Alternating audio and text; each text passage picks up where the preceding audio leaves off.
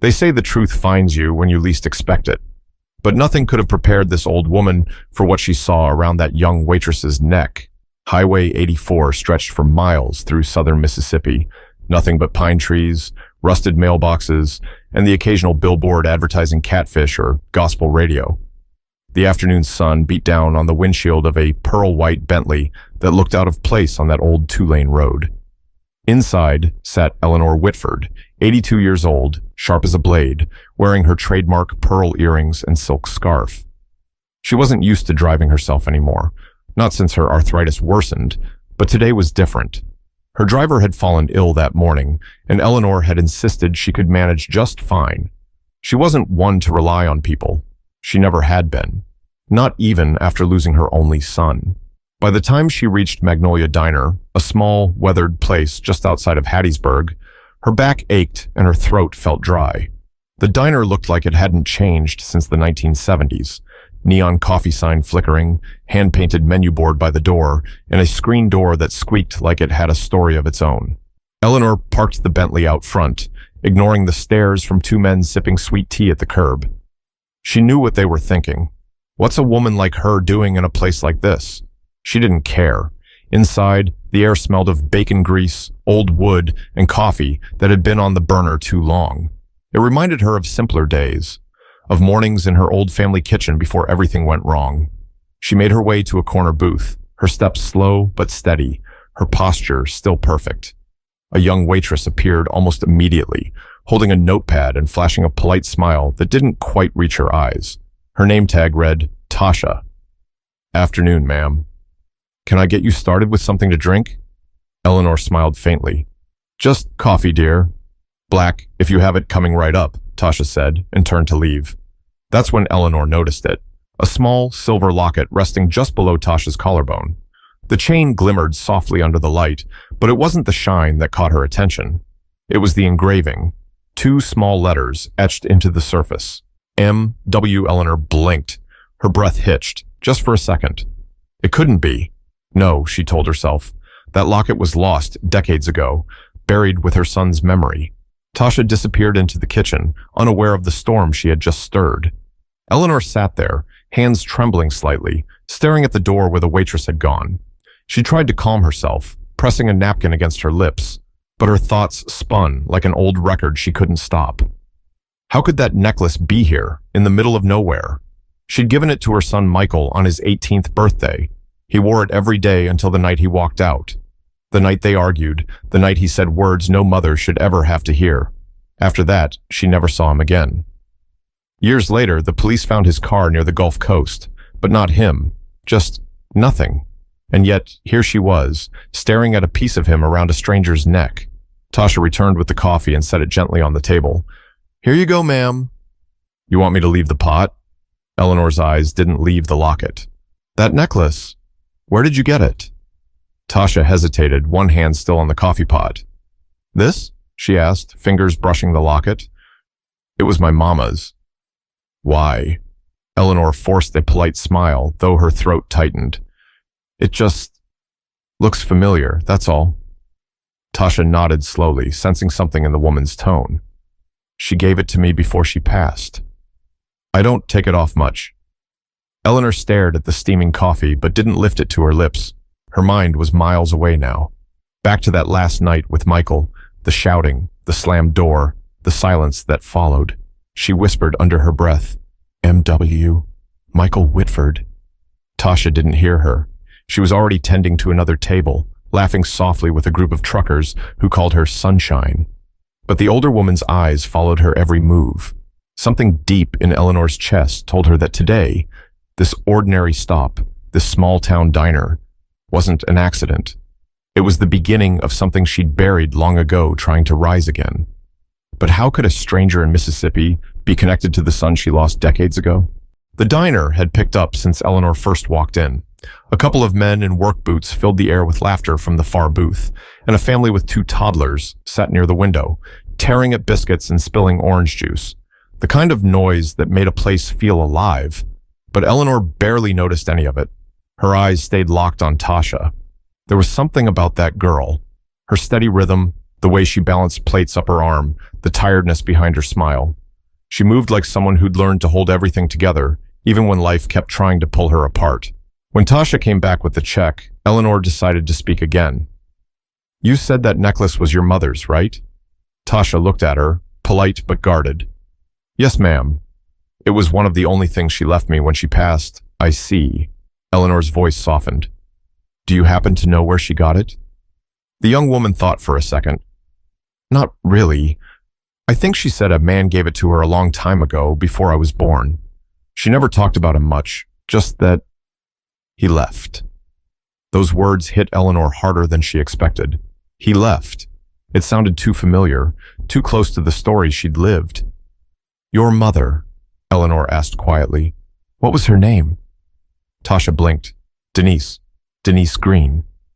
Eleanor repeated it under her breath. "Denise Green." She searched her memory, her mind flipping through faces, moments, places. No match, no connection. But something inside her still wouldn't let go of that locket. "You sure you're all right, ma'am?" Tasha asked, concern slipping into her voice. Eleanor smiled faintly. "I'm fine, dear. Just an old woman remembering things she probably shouldn't." Tasha chuckled softly. "Well, I do that too sometimes. Guess that makes me old at heart." Eleanor laughed, genuinely this time. It felt strange but nice. "You can't be more than what, 25? 31, Tasha said proudly. "Got a 7-year-old at home who keeps me on my toes." "Ah," Eleanor replied. "A mother." "Yeah," Tasha said, glancing at the kitchen clock. "Single one. Been that way since he was born." Eleanor took another sip of her coffee, the bitterness cutting through her chest. She watched Tasha clear the table next to hers, humming faintly as she worked. A tune Eleanor didn't recognize, yet somehow it felt familiar. Not the melody, but the tone. Something gentle and sad. A few minutes later, Tasha brought her a small refill without being asked. "Here you go, ma'am." On the house. "That's kind of you," Eleanor said softly. Tasha shrugged. "You remind me of my grandma. She used to come sit at the kitchen table and talk about everything under the sun. Didn't matter if we were listening or not." Eleanor smiled. "Sounds like a wise woman." She was. Hard, but wise. For a moment, silence hung between them. Comfortable, almost familiar.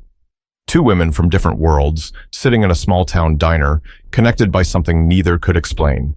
But the weight of that necklace wouldn't leave Eleanor alone. The initials gleamed again when the sun hit it through the window. M.W., her son's initials. Her boy who never came home. The boy who walked out saying he didn't want her money, her control, or her expectations. And now, decades later, that same necklace sat around the neck of a waitress who looked at her with the kind of gentle respect she hadn't felt from anyone in years. Eleanor sat back in her booth, her hands folded neatly in her lap, but her thoughts ran wild. Could it be a coincidence? Surely there were other MWS in the world. Or maybe, just maybe, this young woman was part of the story she thought ended long ago. She had to know. But how do you ask someone if they might be carrying a piece of your dead son's past, without sounding insane? Eleanor stayed seated long after her plate had been cleared. The other customers came and went, but she remained, quiet, watchful. Her mind caught somewhere between disbelief and curiosity. Every so often, her gaze drifted to Tasha as she worked behind the counter, wiping it down with quick, efficient movements. The locket glinted again beneath the warm fluorescent light, almost mocking Eleanor with its silent familiarity. Finally, Tasha caught her staring. "Ma'am," she said with a light laugh, "you keep looking at me like I've got spinach in my teeth." Eleanor blinked, embarrassed. "Oh, I didn't mean to stare, dear. I just—" She trailed off, unsure of what to say. Tasha leaned against the counter, crossing her arms. "It's all right.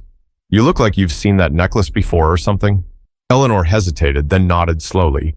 "Yes, something like that." "Well, it's not anything fancy," Tasha replied. "Probably not worth much, but it's special to me." "I can tell," Eleanor said, her voice tight. "You wear it like it means more than gold." Tasha smiled at that. "It does." Eleanor's eyes softened. "Your mother must have meant the world to you." "She did," Tasha said. "Even though we didn't have much, she made things feel steady, you know? She worked nights at the hospital, came home in the morning, and still made breakfast for me before school. I didn't realize how strong she was until I got older. Eleanor's heart squeezed. Denise Green, a woman she'd never met, had been raising a daughter while her own son had vanished into the same stretch of time. Tasha paused, noticing the faraway look on the older woman's face. "You sure you're all right?" Eleanor smiled faintly, brushing her fingers along the rim of her coffee cup. "You remind me of someone I used to know. Someone I wish I could have been kinder to." Tasha tilted her head. "Someone in your family?" Eleanor nodded slowly. "My son." The room seemed too still for a moment.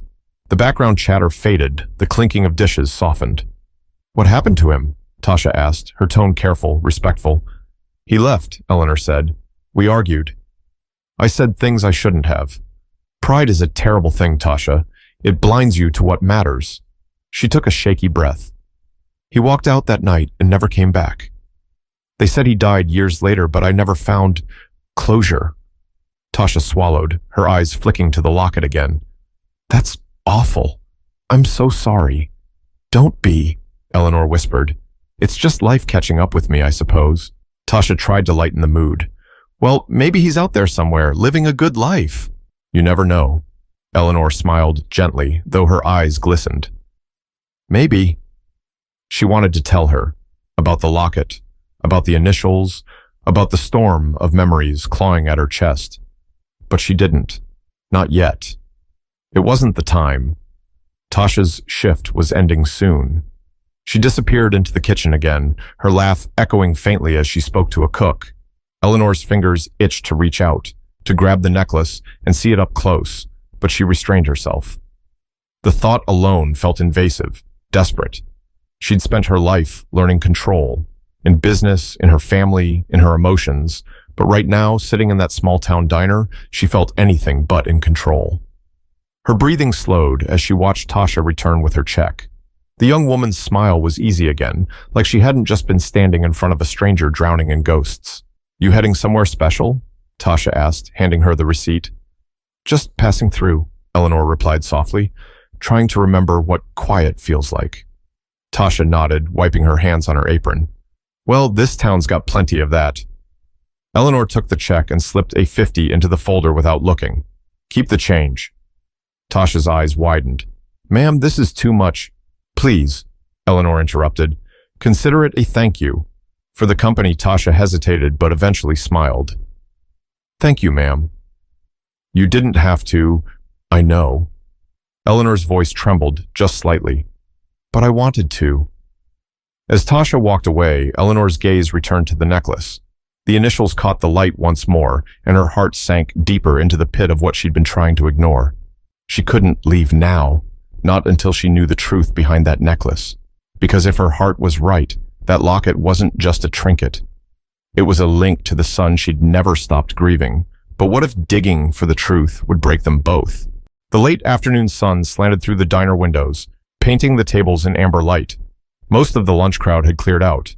The place had quieted down, leaving only the low hum of the ceiling fan and the faint clink of dishes in the back.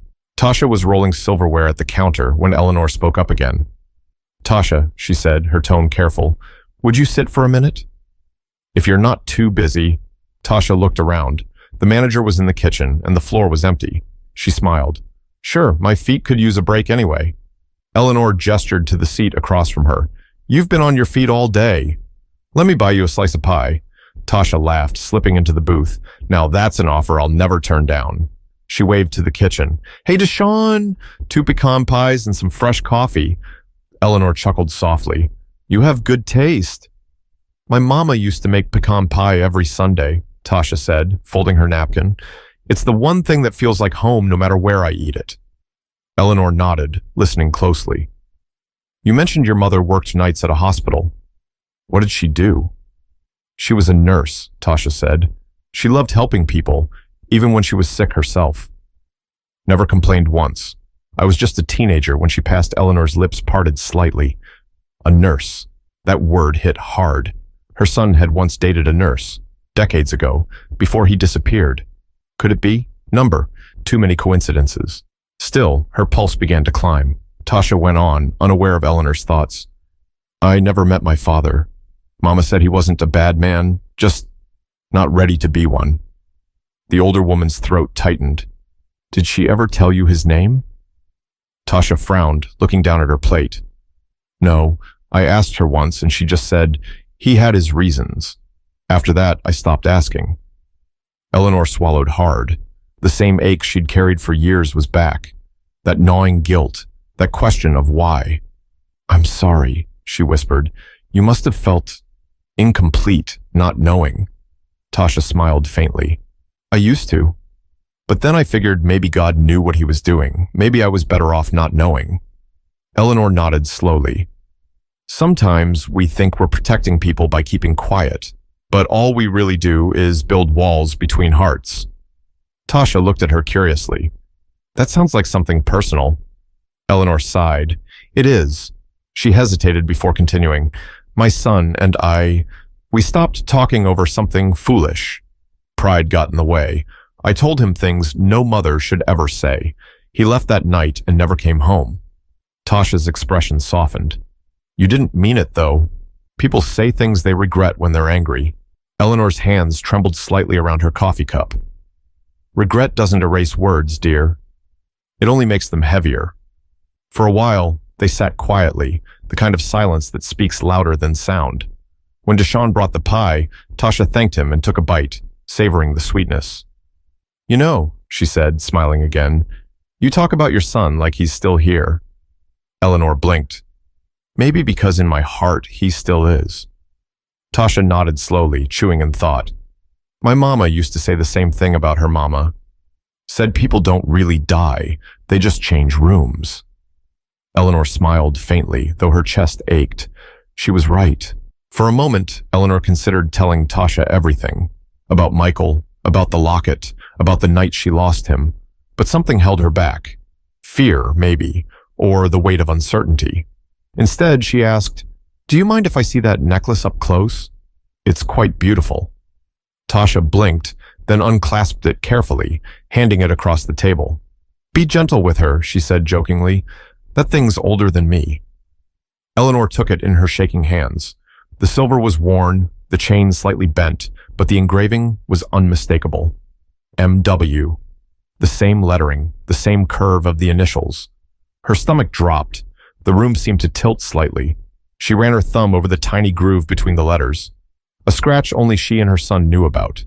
It had been there since the day he accidentally dropped it on their marble kitchen floor. Her eyes filled. It's beautiful, she whispered, voice barely audible. Yeah, Tasha said, smiling. Mama said it belonged to someone she cared about, a man she never stopped loving. Eleanor's heart nearly stopped. She wanted to ask, but her lips wouldn't move. The truth was right there, just inches away. But saying it out loud would change everything. And once the truth came out, there would be no going back. Tasha noticed the older woman's eyes glisten as she held the locket. You sure you're all right, Ms. Whitford? She asked softly. Eleanor forced a small smile, wiping the corner of her eye. I'm fine, dear. Just that necklace, it carries a lot of history, doesn't it? Tasha nodded. It does. My mama used to say that little locket carried more stories than most folks do in a lifetime. She paused, then leaned back, her eyes distant, like she was seeing something far away. You want to hear something strange? Eleanor looked up. Always. My mama never told me much about where it came from, Tasha began, her voice quiet now. But when I was a kid, she used to sit by the window every night after work, just holding it. Some nights she'd cry, real soft, thinking I didn't hear her. Eleanor's heart clenched. Tasha took another sip of coffee before continuing.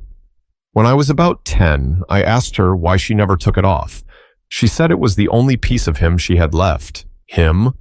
Eleanor asked carefully. My father. Tasha's gaze dropped to her hands. She told me he wasn't a bad man, just lost. Said he came from a family that didn't approve of her. Said they didn't understand the kind of love they had. Eleanor felt her chest tighten so hard it almost hurt to breathe. She said he left one night after they argued. Promised he'd come back, but he never did, Tasha said. And then one day, she got a call that changed everything. What call? Eleanor asked, her voice barely above a whisper. Tasha hesitated. They told her he was gone. That they found his car by the Gulf, but not him. She never told me his name, but I could tell she never stopped loving him. Eleanor gripped the edge of the table. Every word hit her like a blade, too precise, too personal, too close to her truth to be coincidence. I remember, Tasha continued, one night when she was sick, she took my hand and said, if you ever meet a man named Whitford, tell him he was wrong. Love wasn't the mistake he thought it was. Eleanor gasped. It was barely audible, but enough for Tasha to notice. Ms. Whitford? She asked, concerned. Eleanor blinked rapidly, trying to compose herself. I'm fine, dear. Just, the name you said, Whitford, it startled me. Tasha frowned. Why? Do you know someone with that name? Eleanor hesitated. Her tongue felt heavy, her mind screaming yes, but her voice whispered something safer. I used to. Tasha leaned in. Was he from around here? No, Eleanor said quietly. He was from Louisiana. Baton Rouge, originally. Tasha's eyes widened slightly. That's where Mama met my dad. She worked at a hospital there before we moved here. The two women stared at each other for a long moment. Neither spoke. The air between them felt charged, like the quiet right before a thunderstorm. Finally, Tasha laughed nervously. This is crazy. What are the odds? Eleanor smiled weakly, her eyes watery. Life has a strange way of bringing things full circle. Tasha tilted her head. You know, you remind me of her sometimes. The way you talk. Gentle but strong. She used to say things the same way. Eleanor reached across the table without thinking, resting her trembling hand over Tasha's. Your mother sounds like a remarkable woman. She was, Tasha said softly. I just wish I could have asked her more before she passed. There's so much I'll never know. Eleanor nodded, her throat tight. Maybe you'll learn more than you think. Tasha smiled faintly, though confusion flickered in her eyes. You say that like you know something I don't. Eleanor hesitated, searching Tasha's face. The curve of her jaw, the warmth in her smile, the quiet kindness in her tone. It was all too familiar. Then her gaze drifted again to the locket. That worn silver piece that had once hung from her son's neck. The past wasn't just whispering anymore. It was shouting. Eleanor sat back, her fingers trembling as she handed the necklace back. Tasha, dear, would you mind telling me the year your mother met your father? Tasha thought for a moment. She said it was in 1982. Why? Eleanor closed her eyes. 1982.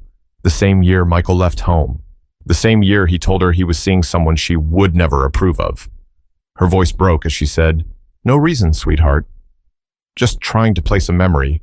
Tasha smiled, but something in her expression showed she knew there was more to that question. The walls Eleanor had built over 40 years were cracking, and she knew, deep down, that the truth she'd avoided all her life was sitting right across from her, smiling through the same eyes that once belonged to her son. But how do you tell someone that their life began with the secret you spent decades trying to forget? The diner had started to empty again. The sun hung low now, casting long shadows across the checkered floor. The smell of fried catfish and coffee lingered in the air, but Eleanor barely noticed any of it. Her hands were still trembling beneath the table. She kept seeing Michael, his smile, his anger, that last moment at the front door when he'd shouted that he didn't care about money, only love.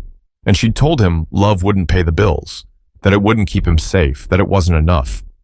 40 years later, those words still burned.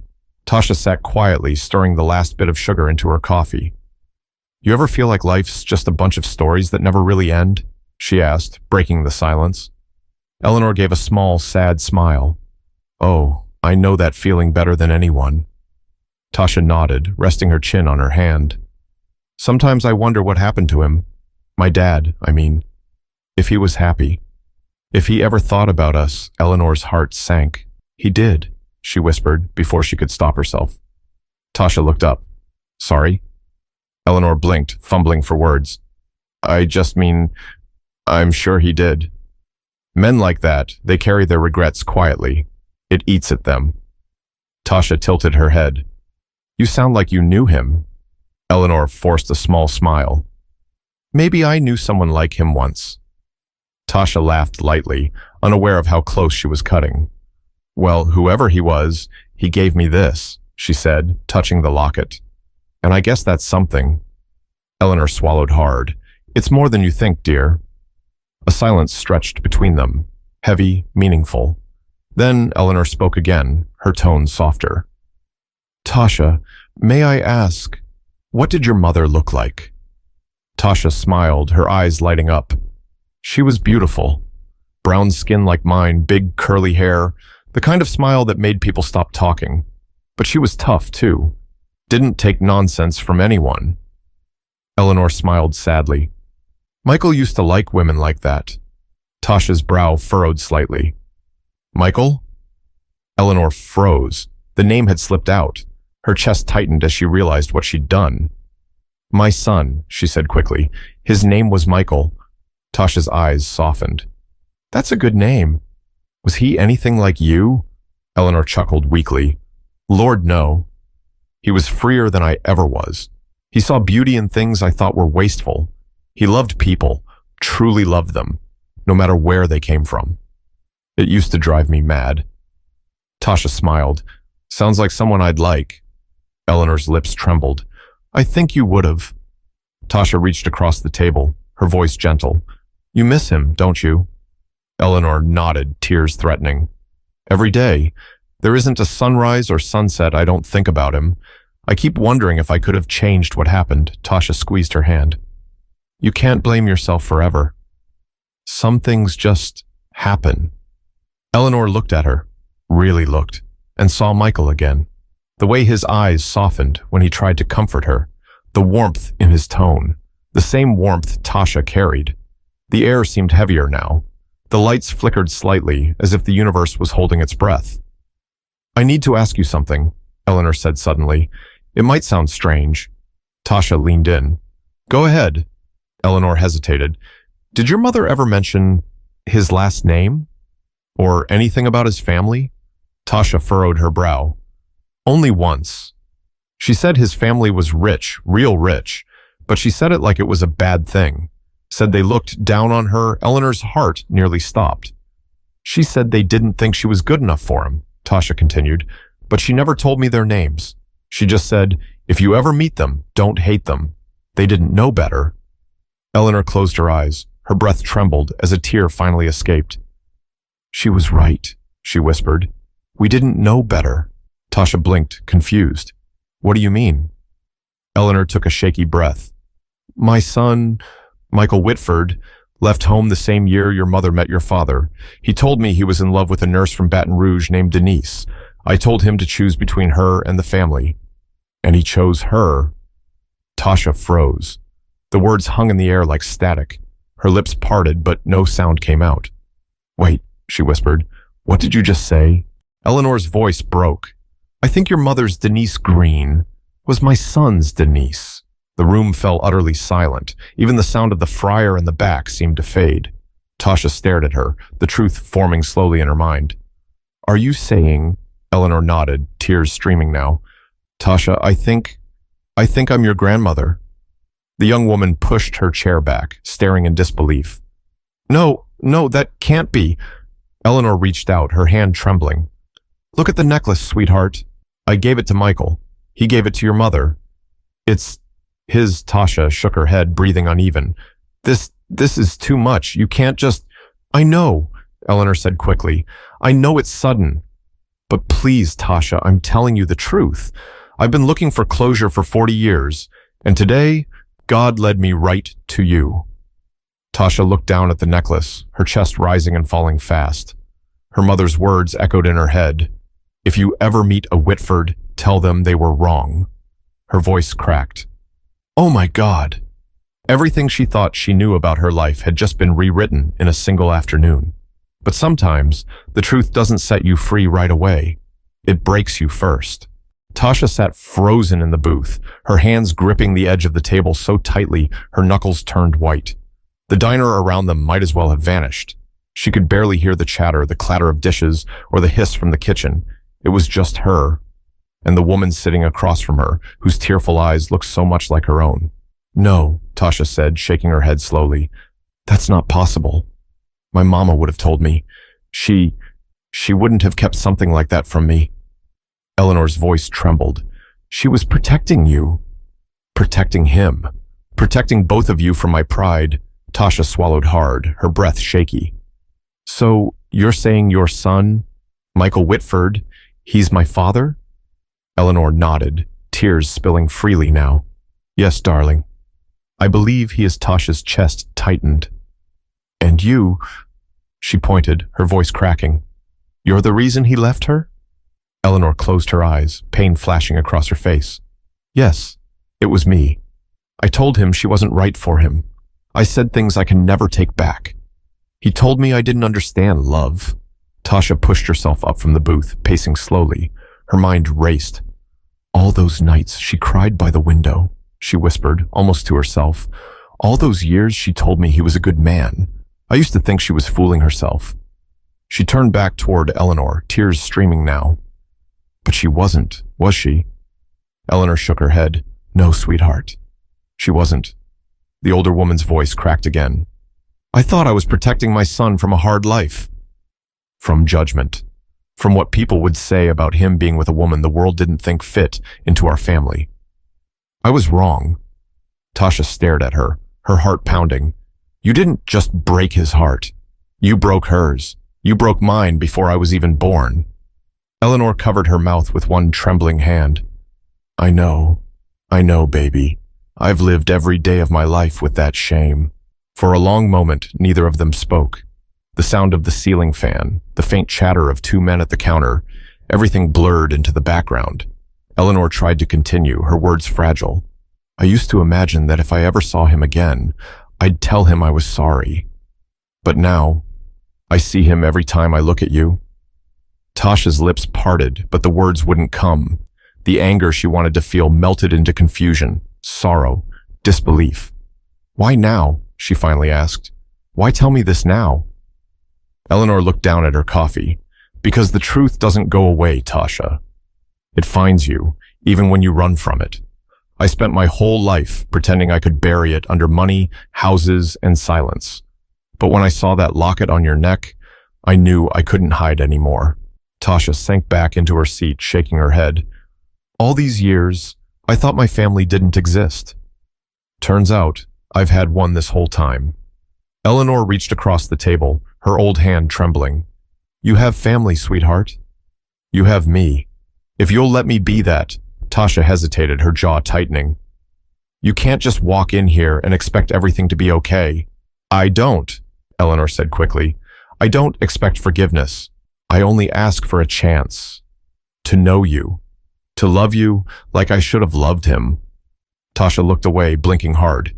You don't even know me. Eleanor smiled faintly. Oh, but I do. You're strong. You're kind. You love deeply. Those are the same things that scared me about your father. Tasha's lips trembled. You sound like you've been rehearsing this for years. I have, Eleanor admitted softly. I just never thought I'd get to say it. The silence that followed was heavy. Not cold, but full of everything neither woman knew how to express. Finally, Tasha whispered, You took him from her. And from me. But you didn't have to take him from yourself, too. Eleanor's tears fell freely now. I did that the night I told him to leave. I just didn't realize it until it was too late. The old woman looked down, her hands trembling as she spoke. If I could trade everything I have, the money, the houses, the name, for one more moment with him, I would. But I can't. All I can do is love what's left of him. Tasha stared at her, that last line cutting through her anger. Love what's left of him. The locket on her neck felt heavier now, like it had been waiting all this time for this very moment. Eleanor's voice broke once more. Tasha, please, let me make this right. Let me at least try. Tasha looked at her for a long moment, her breath trembling. Then slowly she unclasped the locket again and placed it in Eleanor's hand. Eleanor looked down at it, then up at her. You don't have to. I'm not giving it up, Tasha said quietly. I'm sharing it. If what you're saying is true, then this belongs to both of us. Eleanor's lips parted, a sob caught in her throat. She closed her fingers gently around the locket. her tears falling onto her hand. And in that small diner, a lifetime of distance shrank to the length of a table, and two broken hearts began to find their way back to each other. But forgiveness doesn't come easy, especially when it means facing the parts of yourself you spent decades denying. The air inside Magnolia Diner felt different now, quieter, softer somehow. The last of the customers had gone, and the neon sign outside flickered against the fading daylight. Tasha sat with her elbows on the table, head bowed, breathing slow and heavy. Across from her, Eleanor clutched the silver locket between her fingers like it was the last fragile piece of her son she'd ever hold. For a long time, neither of them spoke. Finally, Tasha broke the silence. "I don't even know what to feel right now.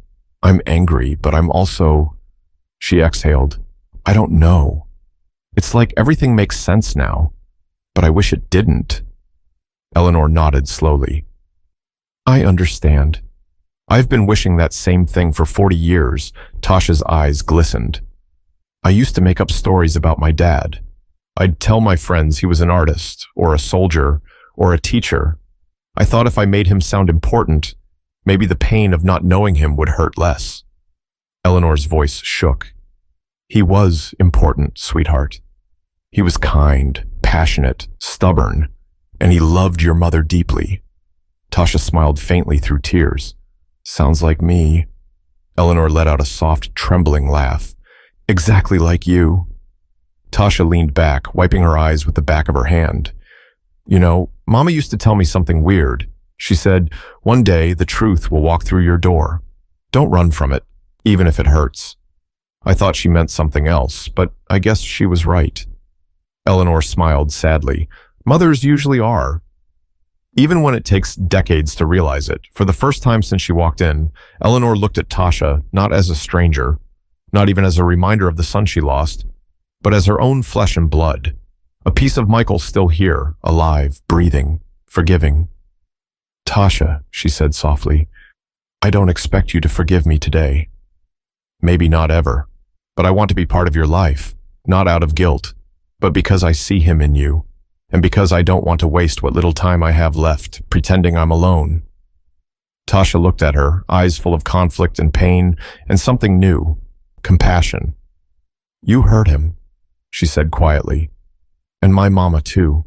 But I can see you're hurting too, and I guess hurt people just keep passing it along until someone decides to stop." Eleanor nodded, her lips trembling. "Maybe that someone is you." Tasha reached out slowly, her hand shaking. For a moment she hesitated, then she placed it gently over Eleanor's. The old woman let out a sob she'd been holding for 40 years. Tears streamed down her face as she whispered, "I'm sorry. For everything. For what I said, for what I didn't say, for all the time we lost." Tasha's voice cracked. "I think maybe you've said enough. What matters is what you do now." Eleanor squeezed her hand. "Then let me start by knowing my granddaughter. Let me meet your little boy, please." Tasha's breath caught, and for the first time she smiled. "His name's Caleb. He's 7, and he's got the same eyes you have." Eleanor's lips curved into a trembling smile. "Then I'd say that's proof we've both been given another chance." Outside, the light rain began to fall. Gentle, rhythmic, cleansing. Tasha stood, gathering her things. "You staying in town tonight?" Eleanor nodded. "At the old inn down the road." "Then come by in the morning," Tasha said. "Caleb will be up early for school. He'll talk your ear off about dinosaurs and pancakes." Eleanor chuckled, her tears still wet on her cheeks. "I'd like that very much." Tasha leaned over the table and after a long pause wrapped her arms around her. Eleanor froze for a second, then melted into the embrace, clutching her granddaughter tightly, as though afraid letting go would make her disappear. It wasn't polished or perfect. It was raw, awkward, and real. The kind of hug that breaks you and heals you all at once. They stayed that way for a long time. Ayaba, two women bound by blood, regret, and the unexpected grace of forgiveness. When Tasha finally pulled away, she smiled through tears. "You know, Mama used to say that forgiveness doesn't mean forgetting. It just means choosing to stop hurting." Eleanor nodded slowly. "Then let's stop hurting, sweetheart." Together, Tasha smiled. Together. As Eleanor left the diner that night, she paused at the door, looking back at Tasha, who was wiping tables with a lightness in her step that hadn't been there before. The silver locket caught the light again, no longer a reminder of loss, but a symbol of what was found. Outside, the rain shimmered on the Bentley's hood as Eleanor climbed in. For the first time in decades, her heart felt lighter. Not fixed, not whole, but open. She whispered to herself as she started the engine, "Michael, I found her. I found our girl." And somewhere deep in her heart, she could almost hear his voice saying, "It's about time, Mom." Because sometimes forgiveness doesn't erase the past. It redeems it. And if you've been holding on to anger, guilt, or distance, maybe it's time to pick up the phone, knock on that door, or sit down with the person you've been avoiding. Sometimes the healing you need is just one honest conversation away.